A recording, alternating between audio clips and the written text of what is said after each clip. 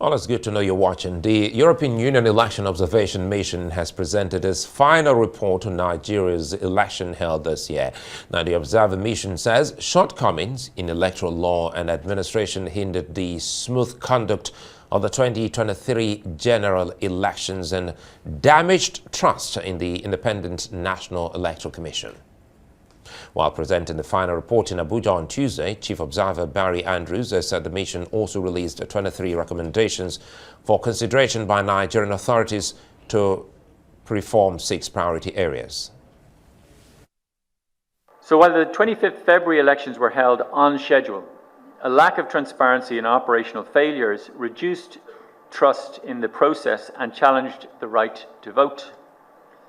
Voters assigned to new polling units had difficulties in identifying their correct polling unit, and the conditions in almost half of polling units observed did not ensure the secrecy of the vote. In 16 states, the mission noted incidents of violent attacks on polling units and indeed on INEC staff and harassment of voters. The counting procedures were negatively impacted by overall poor understanding, particularly in completing forms, and chaotic and overcrowded conditions in collation centres observed. There's the European Union Chief Election Observer Barry Andrews there.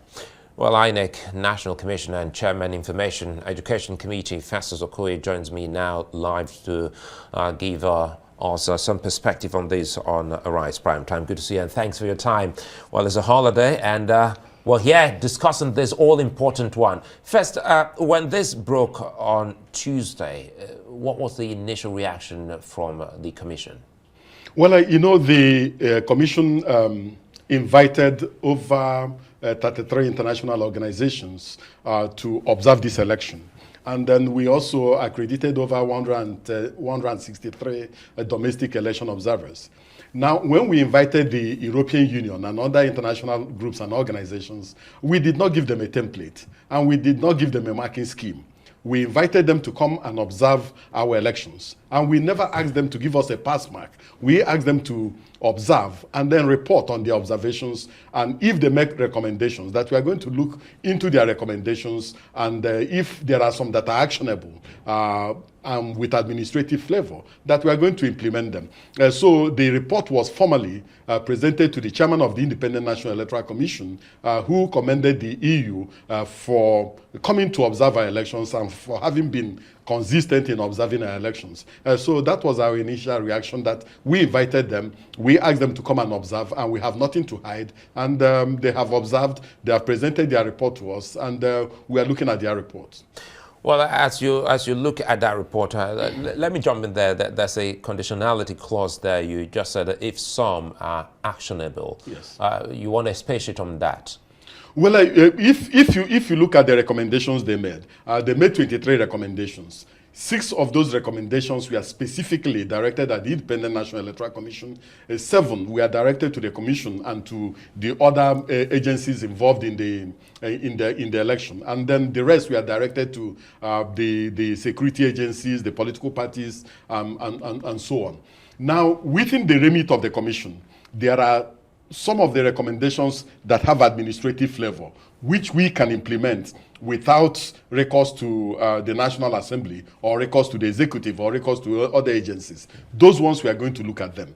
There are also some of the recommendations that have both legal and constitutional implication.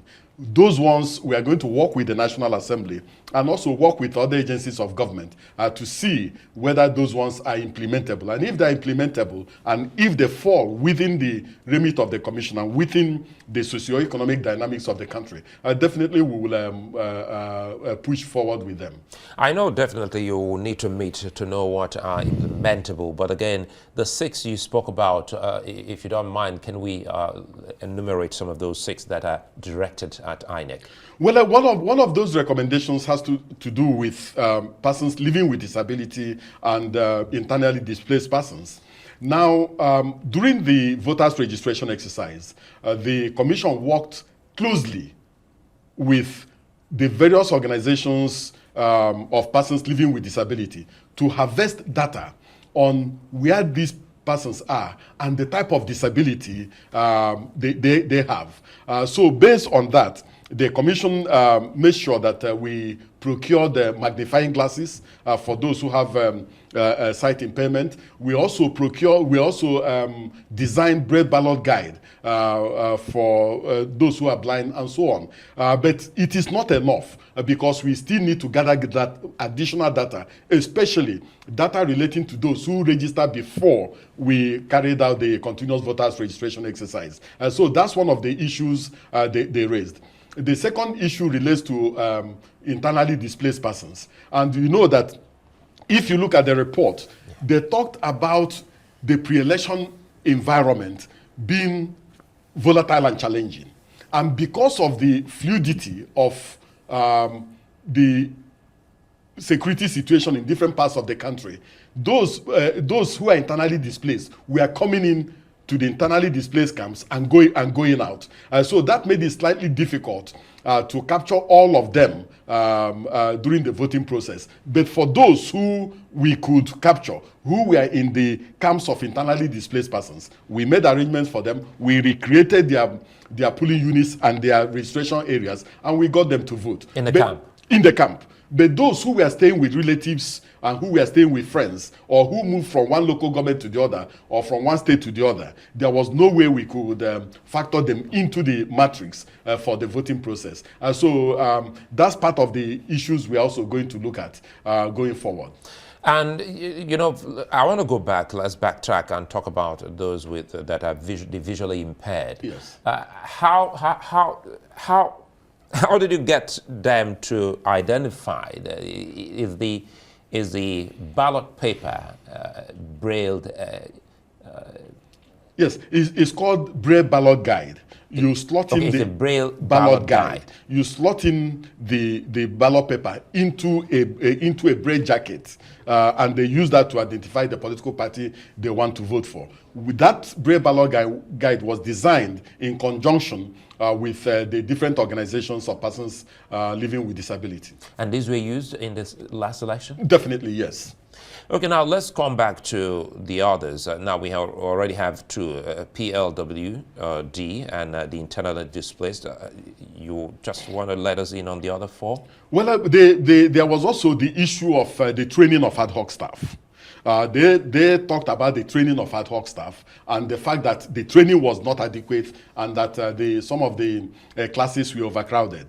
Now, the truth of the matter is that for the 2023 general election, the commission deployed over 1.5 million ad hoc staff because we created additional polling units. And for the 2023 general election, we deployed to 176,606 polling units.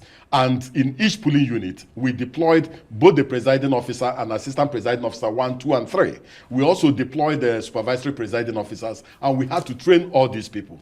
But the challenge is that in trying to train some of them, there was also security challenges in some local governments and also in some registration areas. And so in some of the places where you had security challenges, we had to cluster the training venues. And some of them were overcrowded. So we are going to look into that and see in what ways we can decentralize the training of poll workers and also design mechanisms of online training so that you don't need to cluster everybody around the classroom in order to train them. They also talked about some of the ad hoc staff not seeing the beavers before the election. And this one falls back to the last one, training of ad hoc staff. Exactly. And so they talked about that one and some other peripheral issues that we are going to look into.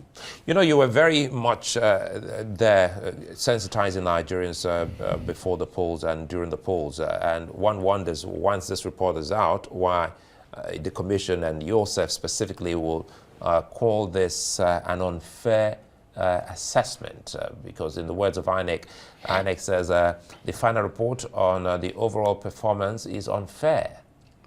I was the one that spoke, and I spoke yesterday.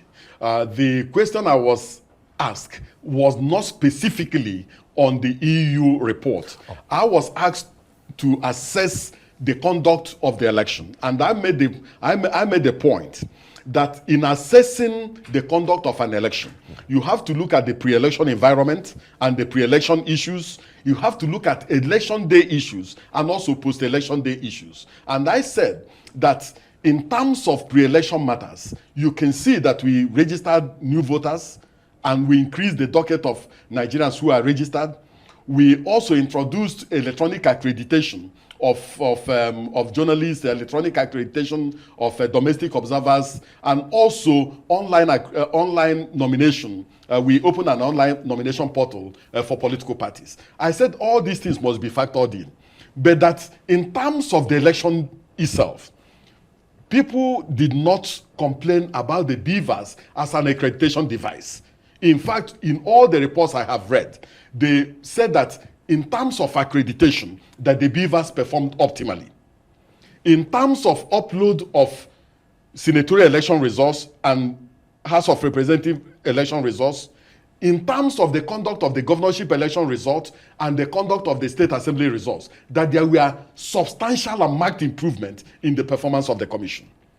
Now, the point I was making is that the issue that has been dominant revolves around the challenges the commission had with the upload of the presidential election result. And I said that it is unfair and it is not right to assess and evaluate the conduct of the entire 2023 general elections only on the basis of the glitch we suffered in terms of the upload of the presidential election result. And that was the point I was making. But again, you would agree that that is something that can't be so described, because in the other elections, these are regional players and regional voters. But in this election, talking about the presidential, every player in the country is so involved. So it makes it a big deal. I agree. I agree that it's an issue. And we explained to Nigerians what the issues were. I may not be in a position to comment extensively on the issue because it's a subject of a judicial process. So when the entire judicial process comes to a finality, we will be in a position to explain that. But at the level of the commission, starting from the 4th of July, we are going to begin our own internal and external review of the conduct of the election. And we are going to begin with interaction and interface with our resident electoral commission. I was actually going to get there. Yes. Sorry to cut you. Yes. Because first, why the delay? Because some had thought that before now, yours would have been out even before that of EU. Well, if the reports from the commission comes up before the reports of domestic and international election observers, there won't be any need to also engage the external actors in the process. And we also had to wait a little bit to make sure that the judicial process is firmed up, so that nobody will accuse the commission of interfering in the judicial process. But the judicial process has gone almost the whole hog. So I think this is the right time for us to begin our own internal and external evaluation of the election. Moreover, we have 3 governorship elections in November.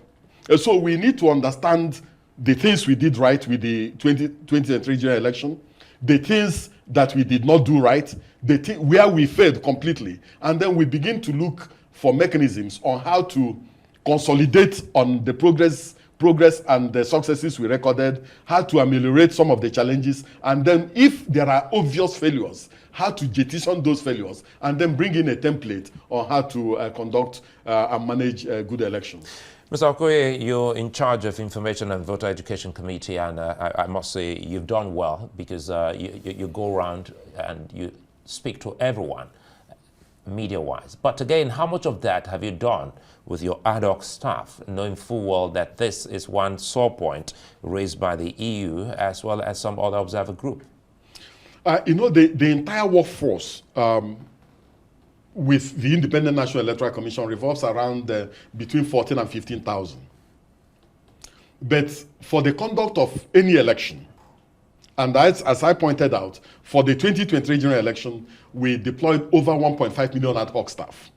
Now, at the level of the polling unit, the presiding officer or the presiding officers are mostly young men and women doing their national youth service, while the assistant presiding officer 1, 2, and 3 are mostly students of federal tertiary institutions in their penultimate year. And so what we have been doing and what we'll continue to do is to train some of these ad hoc staff, especially in their institutions and where they are. And so we are developing a new template and new mechanisms of online training for some of these ad hoc staff.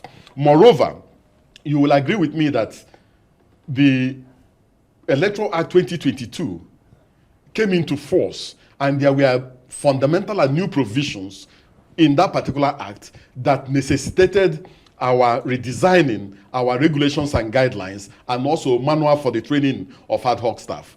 So some of them who were trained before using the old manual did not pay attention in the new manual, thinking that it was just the same thing, only for them to find out that there were fundamental changes. So we are going to recalibrate our template and recalibrate our training processes and procedures, and we are going to get things right. And how much of that have you put in place, knowing full well that there are some elections, Kogi, Bayelsa, yes, this year? Yes, we are thinking about that, and we are working towards that.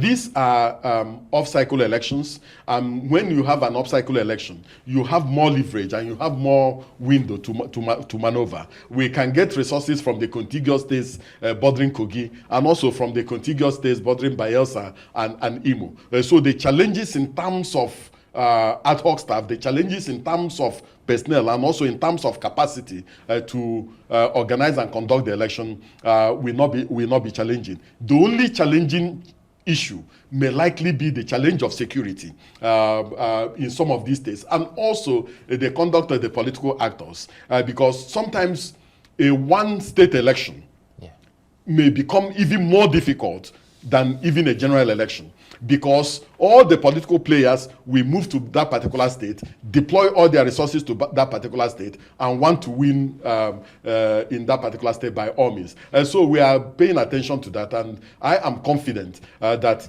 with the benefit of insight, the moment we finish both the internal and external review of the 2023 general elections, we will know what we did right and what we did not do right, and we will take remedial measures to make sure that we get these 3 elections right. Whatever that means, deploy their resources. It looks vague, but it looks like something untoward when they all move to deploy their resources in such states. Well, when I'm talking of resources, I talk about resources in a very broad, very broad sense. And sometimes it could be to disrupt the system.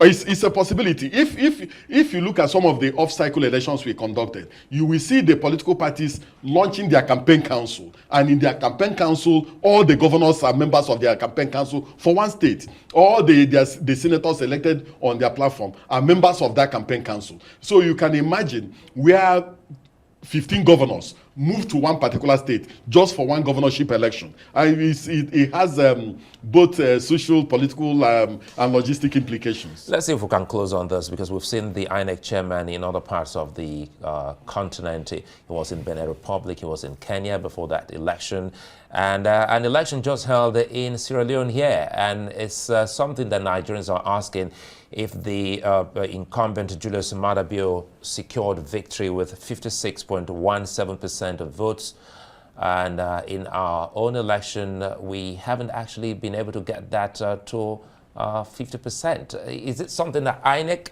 would want the National Assembly to look at and perhaps rejig and tweak our electoral acts? I'm also I'm always very reluctant to compare elections. The Sierra Leone, the conduct of election in Sierra Leone is like conducting election in just a Delta state.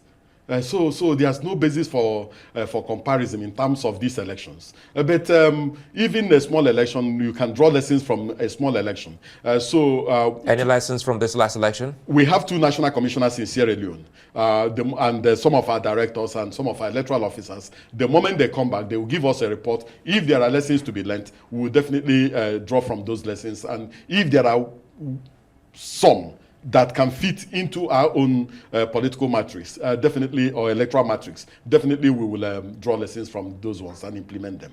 Festus Okoye, I would like to thank you for your time. Thank you so much.